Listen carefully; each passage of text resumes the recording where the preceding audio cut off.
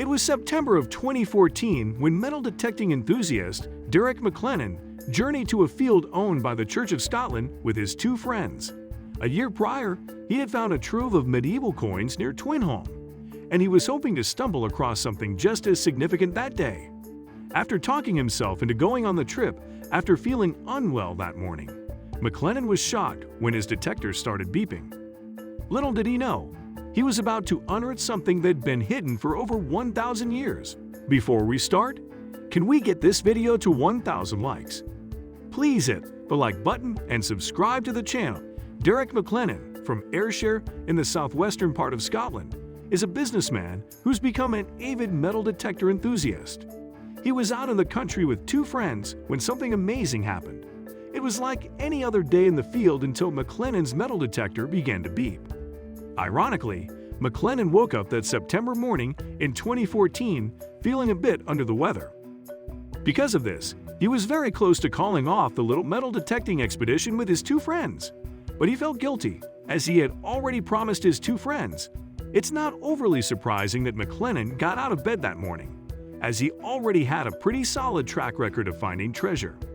In 2013, along with his friend Gus Patterson, McLennan uncovered a trove of 300 medieval silver coins.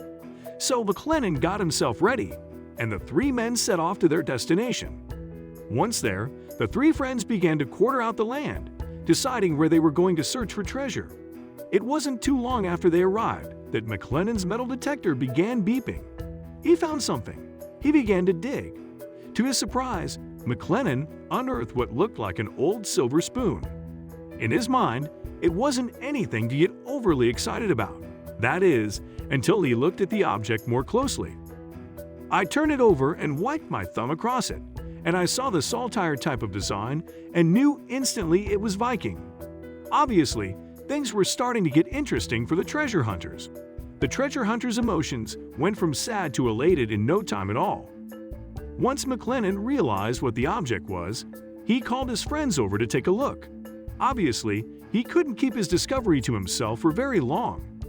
McLennan had actually stumbled upon a trove of Viking relics, objects that have been lost and buried for over 1,000 years. With the number of items he pulled from the earth, it might be the largest find ever. Among the relics were gold and silver ingots, armbands, and brooches. But there was one object in particular that caught the attention of McLennan and his two friends. Among the treasures was an early medieval Christian cross. There was still one more thing they had to do, and that was to call the Scottish Treasure Trove Unit to report their findings. The unit went through great lengths to make sure the treasure was guarded around the clock. The head of the National Museum of Scotland's Treasure Trove Unit, Stuart Campbell, discussed the importance of the fund with BBC. The artifacts McLennan dug up were truly amazing, and before long, a huge archaeological dig was happening in the field. To think he might have only scratched the surface on what was there. As it turned out, there were distinct layers of objects in the ground, such as a gold pin in the shape of a bird. All in all, there were 100 artifacts. Aside from the arm rings, pins, and other various jewelry, the excavation crew was very intrigued by one particular item. Among the lower layer artifacts was a large silver alloyed pot with a matching lid. The pot was wrapped in old and decaying fabric, but was still intact. The researchers suspected the pot was already at least 1 century old when it was buried in the 9th or 10th century. Now, it was just a matter of figuring out what was inside the old pot. Before opening the lid, though, the archaeologists opted to do an X-ray of the item, just in case there was something inside that could harm them in some way. The thing is, what the X-ray revealed ended up being beyond the excavation crew's wildest dreams. And no, it wasn't just another pin shaped like a bird. Inside the pot wasn't an ancient curse or anything that was going to hurt McLennan or the rest of the team. In fact, there were at least 20 more artifacts enclosed inside the old pot. It took a while to examine, record, and clean all of the findings. So it wasn't until years later that the artifacts were actually shared with the general public. But let us tell you, it was worth the wait.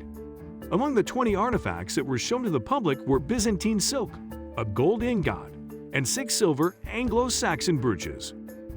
The former was very impressive because that type of silk dates back to the 4th century and Constantinople. With such rare findings, it begs one large question: how much are the Viking artifacts worth today? After valuing all of the artifacts, what is now known as the Galloway hoard has an estimated value between $600,000 and $30,000 and $1.2 million. Not too bad for a man who had to talk himself into getting out of bed that fateful morning.